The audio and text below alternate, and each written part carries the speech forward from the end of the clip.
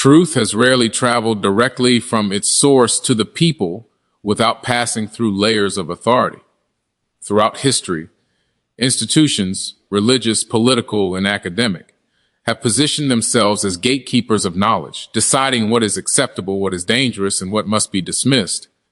This filtering process does not always involve outright lies. More often, it relies on selective emphasis, omission, and reframing.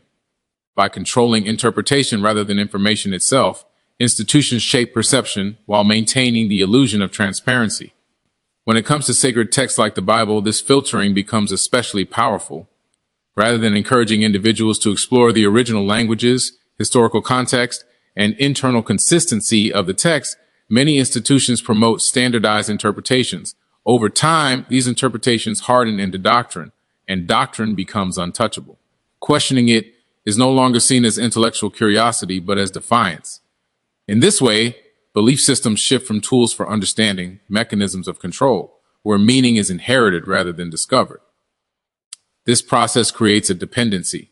People are trained to rely on approved explanations instead of developing discernment. Complex ideas are simplified, uncomfortable passages are ignored, and contradictions between tradition and scripture are explained away without examination. The result is a population that believes it understands its own faith, while rarely engaging with it directly. The text remains sacred, but access to its deeper meaning is restricted to those deemed qualified to interpret it.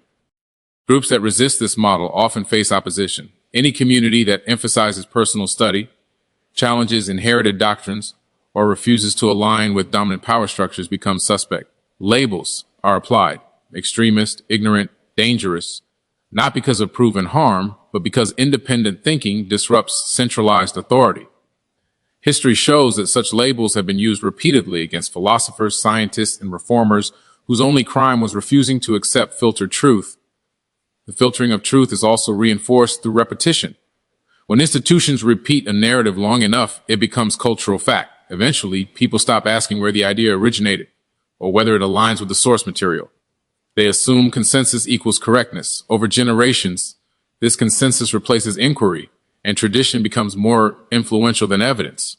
At that point, challenging the narrative feels like attacking identity itself. Language plays a critical role in this process. Translations, interpretations, and theological terms are often shaped by the worldview of those in power at the time they were produced. Subtle changes in wording can dramatically alter meaning, especially in ancient texts. When people are discouraged from examining these linguistic shifts, they unknowingly accept interpretations that may reflect political or institutional priorities rather than original intent. Control over language becomes control over thought. Institutional filtering also thrives on fear: fear of being wrong, fear of social rejection, fear of spiritual consequences. By framing independent investigation as risky or rebellious, institutions discourage exploration before it begins. People are taught that safety lies in conformity and that certainty comes from submission to authority. This fear-based loyalty ensures stability, but it comes at the cost of intellectual and spiritual growth. The irony is that truth does not require protection through restriction. Genuine truth is resilient. It withstands scrutiny, debate, and examination across time and cultures. Only fragile narratives need insulation. When institutions discourage questioning, it raises an important question: what is being protected, the truth itself or the power derived from controlling it? Filtering truth through institutions creates distance between individuals and understanding. It replaces curiosity with compliance and replaces discovery with doctrine. Over time, people forget that they were ever meant to search, test, and reason for themselves. They inherit conclusions without witnessing the process that produced them, leaving belief strong but understanding shallow, faith present but unexamined, and truth always one step removed from those who seek it. The Bible has often been pushed to opposite extremes, either treated as an unquestionable authority that must be accepted without examination, or dismissed outright as an outdated collection of myths with no relevance to modern thought. Both approaches miss the original purpose of the text. Blind acceptance discourages understanding, while careless dismissal prevents discovery. In either case, the reader is removed from meaningful engagement, and the deeper value of the text is lost. Ancient writings were never intended to be consumed passively. They were meant to be studied, discussed, debated, and reflected upon. The biblical text emerged in cultures that valued oral tradition, critical reasoning, and layered meaning. Parables, symbolism, poetry, and metaphor were not used to obscure truth, but to provoke thought and invite interpretation. To read such material without questioning is to ignore the very method by which it communicates. The idea that faith requires the absence of inquiry is a later development, not a biblical one. Within the text itself, readers are encouraged to seek wisdom, gain understanding, and test what they hear. Questions are not portrayed as threats to belief, but as pathways to clarity. Figures within the narrative wrestle with doubt, challenge assumptions, and demand explanation. This suggests that intellectual engagement was always considered part of a mature relationship with the text. At the same time, dismissing the Bible without investigation reflects a similar lack of engagement. Many critiques rely on surface-level readings, modern assumptions imposed on ancient contexts, or second-hand interpretations shaped by cultural bias. When ancient language, historical setting, and literary structure are ignored, meaning is flattened and nuance disappears. The text is judged without being understood on its own terms. One of the most overlooked aspects of the Bible is its internal coherence. Across centuries, cultures, and authors, written over a long span of time, it reflects a consistent exploration of moral law, human nature, accountability, and order. These themes are not presented as simplistic answers, but as ongoing dialogues. The Bible does not claim to eliminate mystery. It acknowledges it. That acknowledgement alone challenges the idea that it demands blind acceptance. The text also demonstrates an awareness of natural order and cause and effect that aligns with observable reality. Principles such as accountability, sowing and reaping, restraint, and self-control are framed not merely as spiritual ideals, but as practical laws governing human experience. This integration of moral reasoning with lived reality suggests an intent to guide thoughtful application rather than unquestioning obedience. Translation and interpretation play a significant role in how the Bible is perceived. Many modern readers encounter the text through layers of translation shaped by theological agendas and cultural perspectives. Words with multiple meanings are reduced to single interpretations, and symbolic language is rendered literal. Without recognizing these layers, readers may mistake interpretation for original meaning, leading either to rigid literalism or total rejection. The Bible's endurance also invites reconsideration. Texts that lack depth tend to fade as cultures evolve, yet the Bible continues to provoke discussion, analysis, and reinterpretation across civilizations. Its survival is not solely due to institutional support, but to its capacity to engage fundamental questions about existence, purpose, justice, and responsibility. These questions remain unresolved in every generation, which is why the text continues to be revisited. Ultimately, meaningful engagement with the Bible requires balance. It calls for respect without surrendering critical thought, and skepticism without dismissiveness. Approached this way, the text becomes neither an untouchable relic nor a discarded artifact, but a complex work that rewards patience, study, and intellectual honesty. When read with curiosity instead of fear or prejudice, it reveals itself not as a demand for blind belief, but as an invitation to understand. Systems of control depend on predictability, compliance, and centralized authority. They function best when information flows in one direction and interpretation remains tightly regulated. Personal study disrupts the structure because it shifts authority away from institutions and places it in the hands of the individual. When people begin to research, question, and verify information for themselves, they no longer rely exclusively on approved narratives. This independence introduces uncertainty into systems that require uniform belief and behavior to survive. Throughout history, those in power have understood that controlling knowledge is more effective than enforcing obedience by force alone. When people are trained to accept interpretations without understanding their origins, control becomes self-sustaining. Personal study threatens this arrangement by exposing how conclusions are formed, revealing inconsistencies, and highlighting alternative perspectives. Once individuals see the process behind the doctrine, they can no longer be managed solely by authority.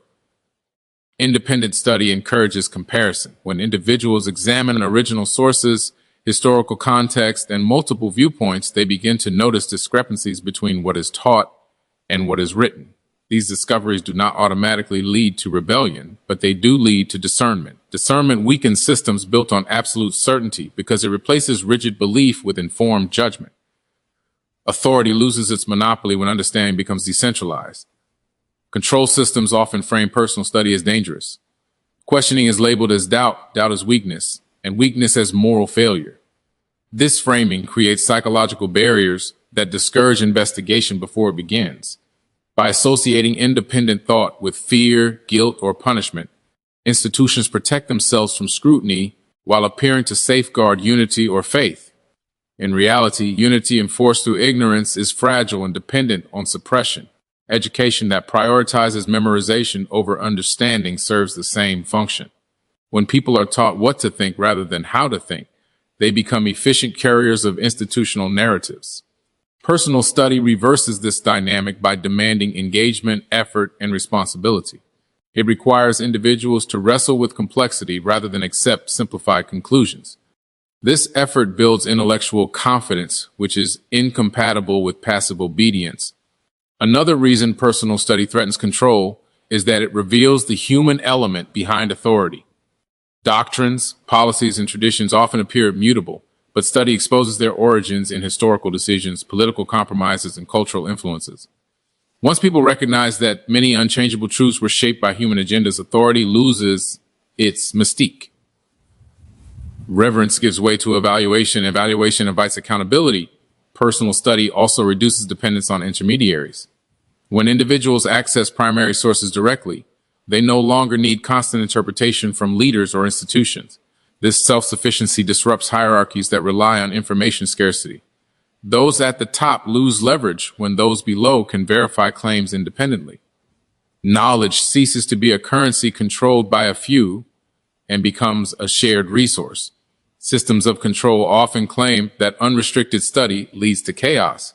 They argue that without centralized interpretation, confusion will spread and order will collapse. Yet history shows that suppression of inquiry leads not to stability, but stagnation. Societies advance when individuals challenge assumptions, test ideas, and refine understanding. Personal study does not destroy order. It transforms it from enforced conformity into informed consensus. The fear of personal study is ultimately a fear of losing power. When individuals think critically, they are harder to manipulate with slogans, threats, or emotional appeals. They ask for evidence, they demand consistency, they notice contradictions. This level of awareness forces systems either to adapt and become more transparent or to tighten control and expose their insecurity. In this way, personal study becomes an act of quiet resistance. It does not require confrontation or rebellion, only curiosity and discipline. By choosing to learn independently, individuals reclaim responsibility for their beliefs and values. This shift undermines any system that relies on unexamined loyalty, proving that the most profound threat to control is not force, but understanding.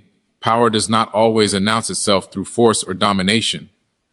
Often, it operates quietly by reshaping identity, altering how people see themselves, their history, and their origins. One of the most effective ways to control individuals or groups is not by overt oppression, but by erasing or redefining who they are. When identity is removed, distorted, or obscured, people become easier to influence, redirect, and govern. They lose the reference points that anchor meaning, purpose, and belonging. Erasing identity begins with names. Names carry memory, lineage, and authority. They define relationships and establish continuity across time. When a name is removed or replaced, the connection to origin weakens. This is why conquerors throughout history renamed lands, peoples, and even deities. By changing names, they reshaped narratives. Over time, the original identity faded, and the imposed identity became normalized. What was once deliberate manipulation eventually appeared as tradition. Language is another powerful tool in this process. When original words are translated, reinterpreted, or selectively emphasized, meaning shifts. These shifts may appear subtle, but over generations they redefine how people understand themselves and their beliefs. Concepts once rooted in specific cultural and historical contexts become abstract, sanitized, or distorted. When people no longer recognize the original language or intent, they depend on intermediaries to explain meaning to them, surrendering autonomy in the process. Cultural memory is often the next target. In histories are rewritten, minimized, or excluded identity fragments. People are taught versions of the past that emphasize certain narratives while erasing others. This selective memory creates a controlled sense of self, one that aligns with current power structures. Without access to a complete history, individuals cannot accurately assess where they come from or how they arrived where they are. This lack of continuity weakens resistance, because resistance often draws strength from identity and shared memory. Erasing identity also involves redefining values. Moral frameworks, spiritual beliefs, and social roles are gradually adjusted to align with institutional priorities. What was once considered sacred may be reframed as obsolete. What was once meaningful may be labeled irrelevant. Over time, people internalize these judgments and distance themselves from their own foundations. They begin to see inherited identity as something to outgrow rather than understand. This process is rarely abrupt. It unfolds slowly, often under the guise of progress, unity, or simplification. Complexity is portrayed as unnecessary, tradition as burdensome, and distinction as divisive. In exchange, people are offered convenience and acceptance. The cost of this exchange is depth.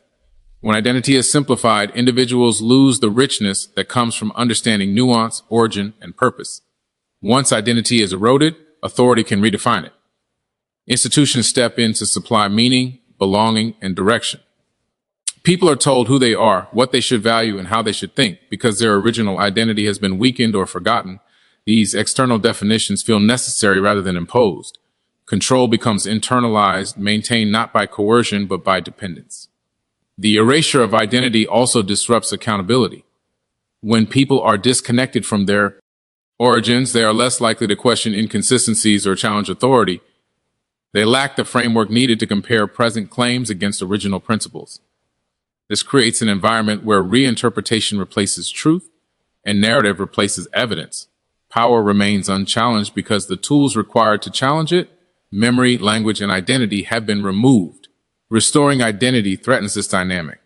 When individuals reclaim names, history, and original meaning, they regain perspective. They see patterns of manipulation and recognize how narratives have been shaped. This awareness weakens control because it restores agency. People who understand who they are harder to redefine, redirect, or silence.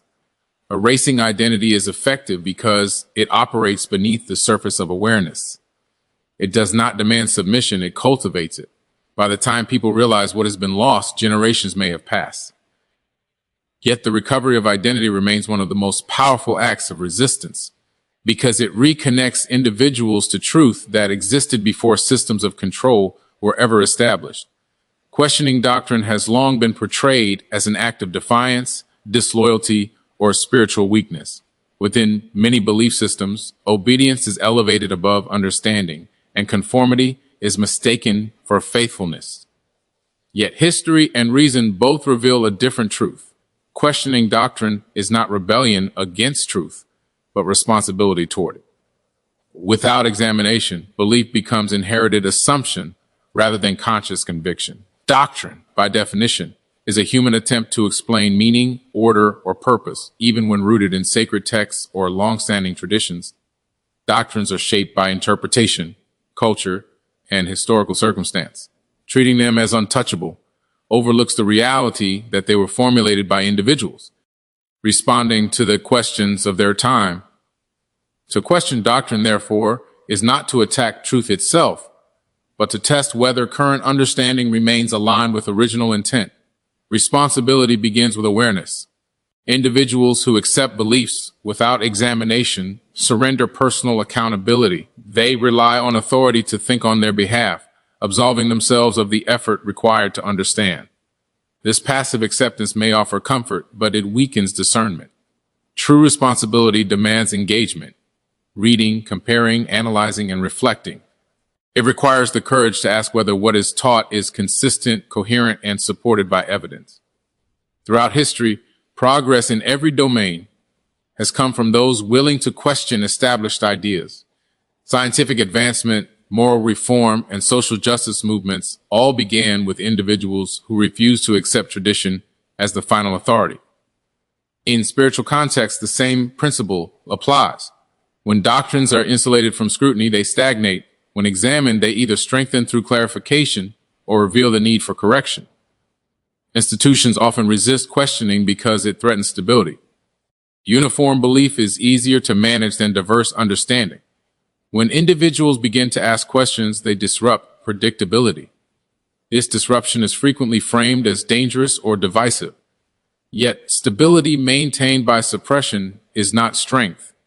It is fragility. Systems that cannot withstand inquiry reveal their dependence on control rather than truth.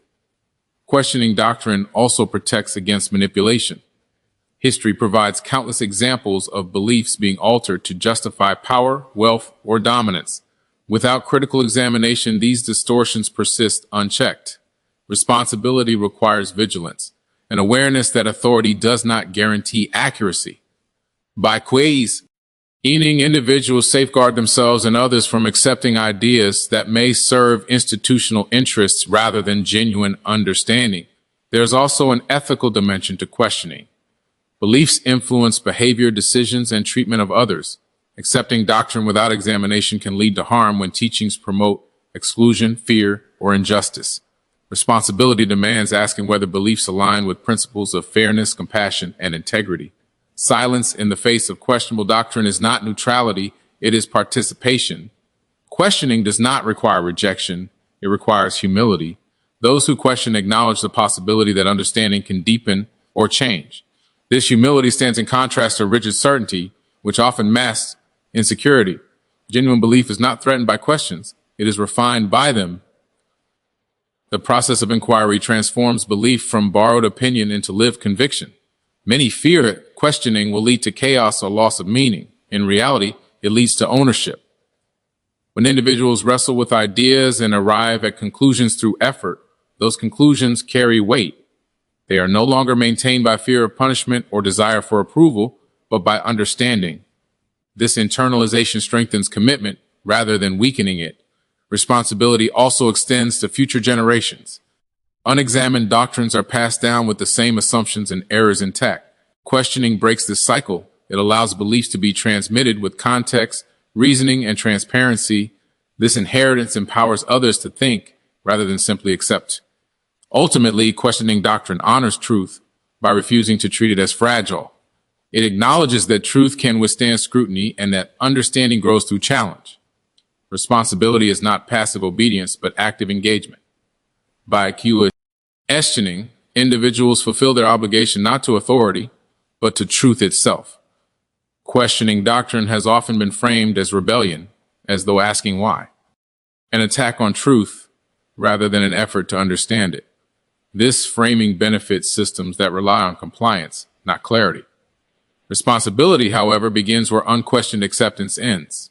When individuals engage critically with doctrine, they are not rejecting belief, they are accepting ownership of it.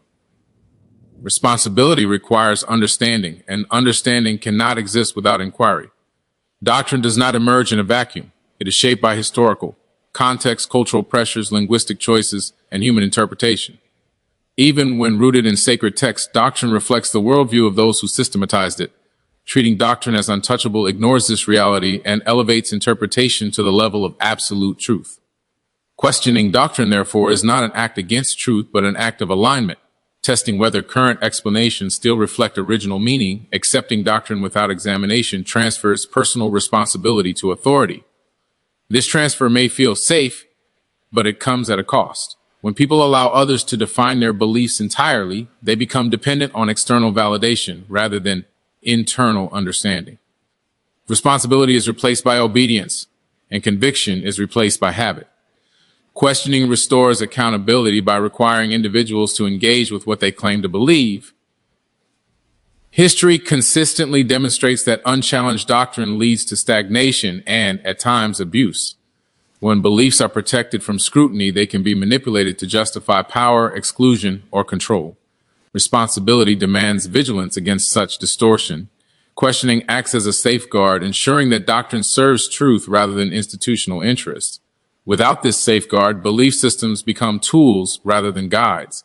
Institutions often discourage questioning by equating it with disloyalty or moral failure. This creates an environment where silence is rewarded and curiosity is punished. Yet genuine unity cannot be built on fear of inquiry. True cohesion arises from shared understanding, not enforced agreement.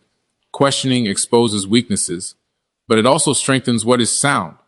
Anything worthy of trust should withstand examination. There is also a moral responsibility attached to belief.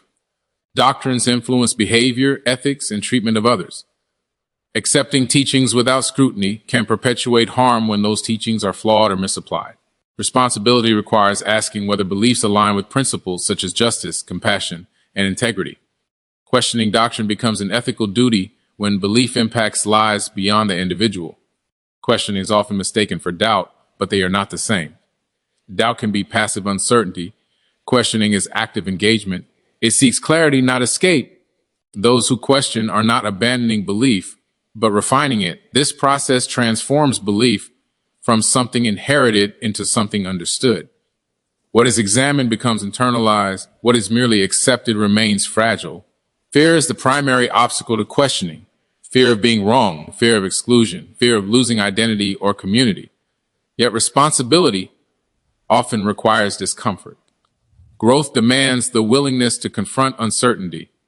Questioning doctrine is an expression of maturity, the recognition that understanding evolves and that truth does not depend on silence for its survival. Unquestioned doctrines are passed from generation to generation with their assumptions intact. Responsibility toward the future requires breaking this cycle. When beliefs are examined and explained rather than merely repeated, they become tools for understanding rather than instruments of control. This transparency empowers others to think, not just fold. Ultimately, questioning doctrine honors truth by refusing to treat it as fragile. Truth does not need protection from inquiry. It is revealed through it. Responsibility is not obedience without thought, but commitment with understanding. By questioning doctrine, individuals fulfill their obligation not to authority or tradition, but to truth itself. Truth does not require protection from examination. It does not depend on silence, intimidation, or blind agreement to remain intact. On the contrary, truth becomes clearer, stronger, and more refined when it is questioned. Lies, however, rely on avoidance. They depend on emotional manipulation, selective storytelling, and the discouragement of inquiry. This fundamental difference reveals why scrutiny has always been feared by those who benefit from deception. Scrutiny forces consistency. When an idea is true, it aligns with evidence across time, context, and perspective. It does not collapse when viewed from different angles or tested against new information. Lies, by contrast, must constantly be adjusted to survive. They require explanation upon explanation, exception upon exception. The more they are examined, the more contradictions surface. This is why systems built on falsehoods work so hard to limit questioning. They cannot afford exposure. Truth also invites transparency. It welcomes open dialogue, debate, and verification. Those who speak truth are not threatened by disagreement because truth does not belong to any one person or institution. It stands independent of authority. Lies, on the other hand, demand loyalty. They often frame disagreement as hostility and questions as attacks. This defensive posture reveals insecurity, not strength. History provides countless examples of this pattern.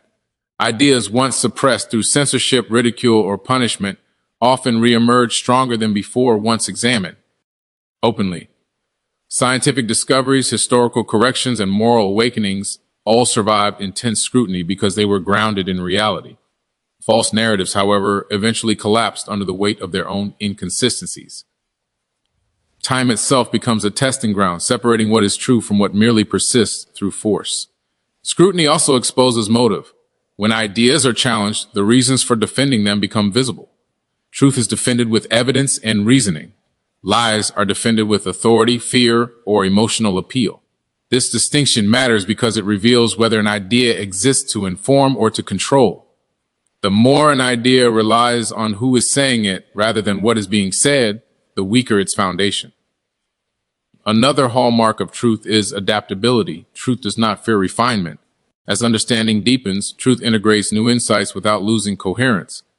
Lies cannot adapt in this way. Any change risks unraveling the narrative. This rigidity makes lies brittle. They resist correction because correction exposes their artificial structure. Truth, by contrast, grows through clarification. Scrutiny empowers individuals. When people are encouraged to question, They develop discernment. They learn to evaluate claims, recognize patterns, and distinguish substance from rhetoric. Lies depend on the absence of these skills. They thrive where critical thinking is discouraged and where authority replaces evidence. Encouraging scrutiny, therefore, is not merely an intellectual exercise, it is an act of empowerment. Fear is often used to shield lies from scrutiny. People are warned that questioning will lead to chaos, loss of identity, or moral collapse. Yet history shows the opposite. Societies that suppress inquiry stagnate, while those that encourage examination evolve. Fear-based protection reveals a lack of confidence in the idea of being protected. Truth requires no such defense. Truth also produces coherence within the individual. When beliefs are true, they align with experience, reason, and conscience. This alignment creates clarity and stability. Lies create tension. They require compartmentalization, believing one thing while observing another. Over time, this internal conflict becomes unsustainable. Scrutiny brings this conflict to the surface, forcing resolution. Ultimately, scrutiny is not an enemy of belief, but its proving ground. It separates conviction from conditioning and understanding from repetition. Truth emerges intact because it corresponds to reality. Lies dissolve because they depend on illusion. This is why scrutiny has always been the greatest threat to deception and the strongest ally of truth.